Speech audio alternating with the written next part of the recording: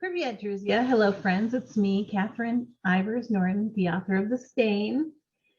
It is November 27th, 2021, and we're going to take a look at a passage from chapter 14, which is titled Snovem Godom, which means in Russian, Happy New Year. It's New Year's Eve. Sergei and Cassandra are at Alina and Pyotr's for a big party, and let's just see what's happening. I felt ready to accept an Oscar descending the grand staircase in plunging, sleeveless Versace gown with scandalously high side slits, my smooth bare legs and pedicured toes landing sweetly in a pair of Jimmy Choo party heels. I had help putting my hair up in a formal braided style that allowed a few meticulously ironed long corkscrew curls to escape down the center of my back. Diamonds flashed at my ears, neck, and ring finger. Sergei and I made the rounds to connect with influential people early in the evening while everyone was rational and we still looked good. Excitement was building among the revelers, and it promised to be a wild night. I was becoming more comfortable playing model, holding on to my husband's arm and smiling demurely at the boring people he wanted to impress. These parties were a social game, and my husband expected me to play along. I felt confident, noting how far I'd come from when I met him. I gave myself credit for the change, but I had to admit diamonds and couture also make a strong bolster for poise. Bored to death, with a placid smile painted on my face, I allowed my thoughts to run freely. It occurred to me my role at these events was simply to provide a beautiful frame for a flattering portrait of my husband. I was an American trophy wife, adoring her husband, eager to hear every brilliant word he spoke. A surge of anger rose from my gut. I wanted to shine and feel supported too. At least he seemed pleased. He gave me a little wink and a quick squeeze of the hand to let me know I was doing well. I tried to focus on the positives. Dressing up for an elegant party was far more fun than staying home. After completing our circuit, Sergei settled into a political conversation with an older man with a shock of white hair and an off-putting, arrogant attitude. Nothing interested me less than Russian politics. Even worse, the creep kept shooting furtive glances at me with his geriatric weasel eyes. I had to stand there and politely take it like a lady. Semyon Lukich was a shipping baron, a man my husband was eager to impress. I needed to extract myself discreetly, but could not come up with a plan for a gracious exit. I'd been walking on eggshells trying to keep Sergei happy and didn't want to blow it on this important night. Fortunately, the queen of the evening appeared to save me. Cassandra, darling, Lena declared with her characteristic flourish. I've been searching for you all night. Please, there is something I absolutely must have your assistance with. Of course, anything, I replied enthusiastically. Forgive me for stealing your beautiful lady, she said to Sergei. Don't worry, she'll be in good hands. She winked at me with an air of mystery, and with that, she whisked me away. What's happening? I asked as she led me to the quiet south wing of her house. You started badly, she explained. What? I asked. I want you to talk to him, she added. Who? I asked. X, darling, she replied with a slight edge to her voice for having to state the obvious. She paused. Please do not tell anyone he was here, or Pyotr will never forgive me. Promise, she demanded, waiting for visual confirmation. As if she didn't always get her way. I nodded yes. I would never get my friend in trouble. We arrived at a seldom used sitting room, and there he was. Suntanned and sexy, Slava Valkov, in a fur-trimmed black sheepskin coat that stated he wasn't planning to stay long. He was strikingly handsome for such a large man, with perfectly proportioned features, a strong nose, full cherry lips. Here is the quintessential Russian man, I thought with admiration. My pulse quickened.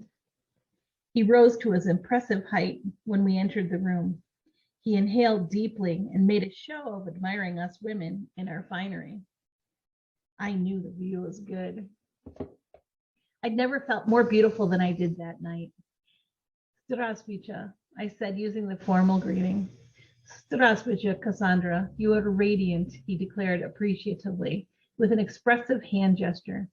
The way he said my name, Cassandra, filled me with an unexpected buzz of electricity. May I? He asked, taking my hands gently in his. He leaned down and gave me a light kiss on each cheek. I noticed his clean, manly scent. He motioned for me to sit at a small table. Lena glanced down the hallway, closed the door, and leaned her back against the inside to ensure privacy. You look well, he said, searching for something more than health in my eyes. His eyes were different tonight, not hazel or green as they'd appeared before, but as golden as a lion's eyes. Everything about him reminded me of the king of the beasts. He was majestic, powerful, intelligent, alert, and very dangerous. Even his hands were impressive with long, masculine fingers and well-groomed nails.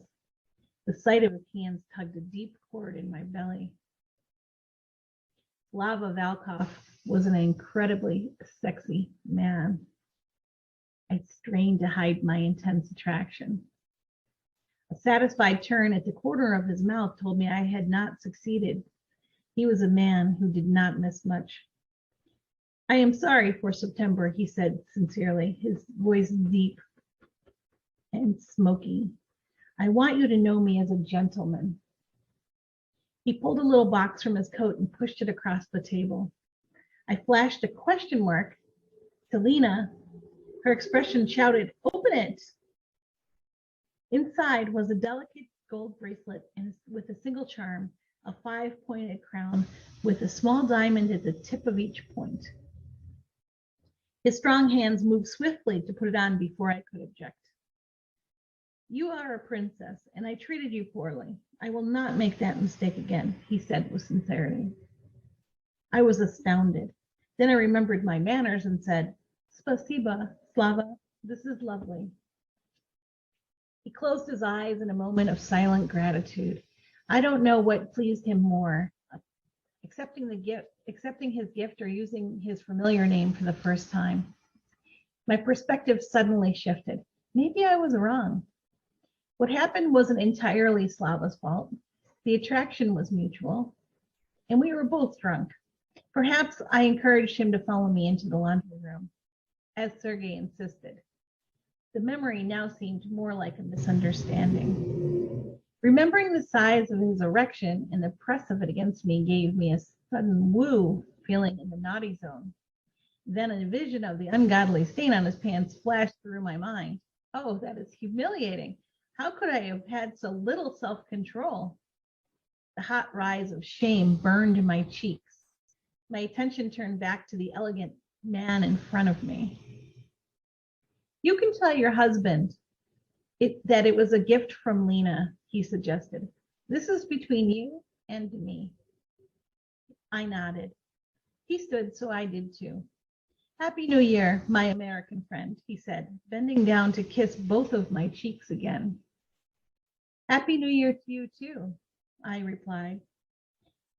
He paused for a second and then spontaneously hugged me, making a deep sound as he did so.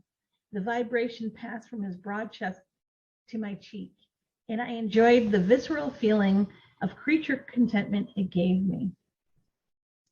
He nodded his thanks to Lena and stepped out through the patio door, leaving a swirl of frosty air in his wake. Wow, I said, looking at the bracelet and then up to my friend's happy face. I never could have predicted this happening. Lena beamed. See, this is what I've been trying to tell you. Slava has a big heart. He has wanted to make things right with you for months. What should I tell Sergei about your emergency? I asked. Tell him I had a wardrobe malfunction, she laughed as she slipped down the right strap of her gown to flash her breast at me. Sure enough, there was a perfectly pink, pretty little nipple perched atop a lovely globe of lady flesh. The sight of her breast was so unexpected, I couldn't stop myself from staring. She put a fingertip to her lips and painted an oops, how did that happen expression on her face. Mon Dieu, girl, you are too much, I exclaimed as we both exploded into laughter. Back at the party, Sergei was in the same place, still talking to the creepy old guy. I caught his eye and he nodded slightly, acknowledging my return. The party was ratcheting up. I was in a great mood and I had a little catching up to do. I accepted a flute of champagne from a passing server and headed to the party room where a DJ led a lively dance party.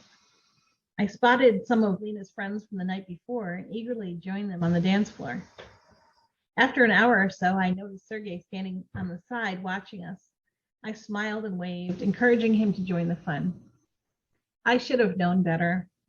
He stood with his feet firmly planted, his eyes calmly wandering over the crowd, taking in the scene. So I went to him, flushed warm with happy energy. Let's go upstairs, he whispered in my ear. He didn't have to tell me twice.